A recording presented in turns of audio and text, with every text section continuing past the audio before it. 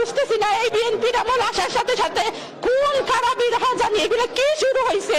আমরা বিদেশ থেকে খবর পাইছি, তারপর বড় মেয়ের জামাই আমার মামাও তারা ফোনতে আমরা জানাইছেন যে আমার মামা শ্বশুর শাশুড়ি কাজের মেয়ে তিনজনই খুন হয়েছে। আমি জানি না, আমরা আমার নানা 40 বছর ধরে এই মেটালিতে বাসা করছেন, কিন্তু আজ 40 বছর পরে তাদের কাছে খুন করা হইলো, আমরা কেউ কিছু হইতে পারি না। আমি তো জানি না তার সাথে দুশ্মনী আসছে বলি আমার মনে হয় না, জানি না। এখন এই বয়স্ক মানুষ, উনি 90 বছর বয়স, উনারে কেন খুন করা হইলো আমরা জানি না।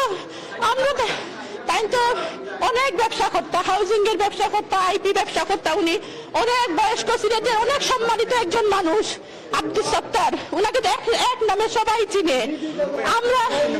আমরা আমাদের নিরাপত্তা কোথায় আমরা বুঝতেছি না। এই বিএনপির আমল আসার সাথে সাথে কোন খারাপই রাহা জানি এগুলো কি শুরু হয়েছে।